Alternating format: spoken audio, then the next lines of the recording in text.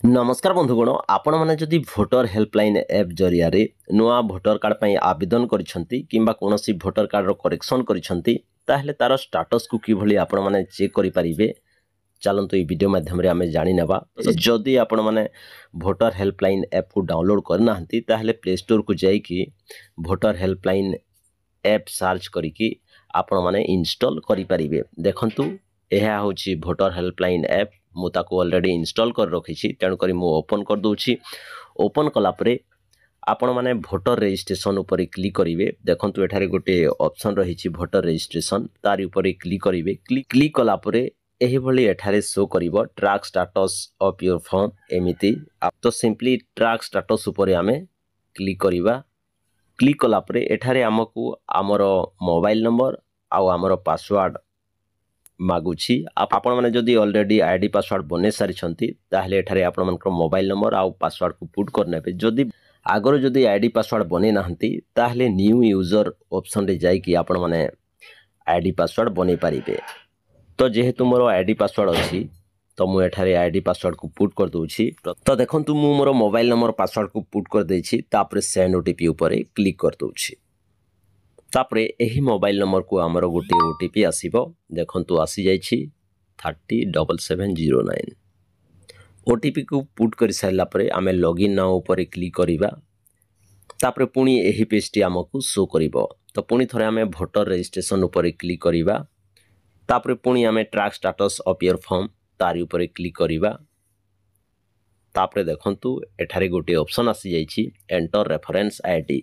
आपण माने जेते बेले नुआ भोटर करेक्शन कले बा नुआ भोटर पर आवेदन कले आ सबमिट कर सारा पर गोटे रेफरेंस आईडी शो करि थाए सही रेफरेंस आईडी को एठारे पुट करिबा आउ सिलेक्ट स्टेट जगह रे हमर स्टेट को चूज करिबा। देखंतु मु चूज कर नउछि आउ रेफरेंस आईडी को पुट कर नउछि। पुट कर सारा पर तली अछि ट्रैक स्टेटस ऊपर क्लिक करिबा। तापरे एठारे एप्लिकेशन रो स्टेटस शो करूछि। देखंतु एठारे सभा ऊपर लिखि देछि ई रोल अपडेटेड अर्थात आमे जो आवेदन करथिलु नुआ भोटर कार्ड पई ताहा अपडेट हो जाइछि बा भोटर कार्ड नंबर इश्यू हो जाइछि।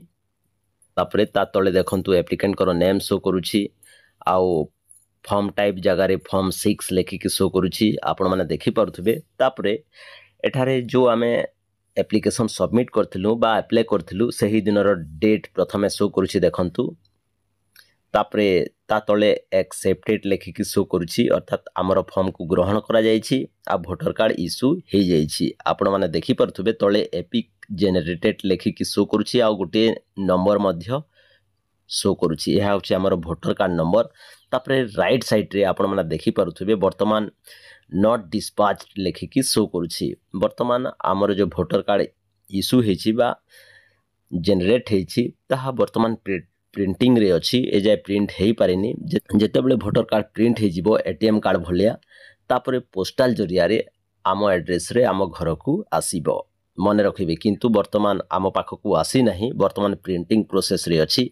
केवल एपिक जनरेट हेछि एपिक नंबर। एही एपिक नंबर सहायता रे आमे जदि चाहिबा ऑनलाइन रे डाउनलोड करि परिबा हमर भोटर कार्ड को नेट कॉपी आमे डाउनलोड करि परिबा। जेमिति आधार कार्ड रो नेट कॉपी आमे आधार नंबर सहायता रे ऑनलाइन रे डाउनलोड करथाउ ठीक सही भली आमे भोटर कार्ड को मध्य आमे ऑनलाइन रो डाउनलोड करि परिबा। तो मु एठारे आपण मन को डाउनलोड करके देखेबी।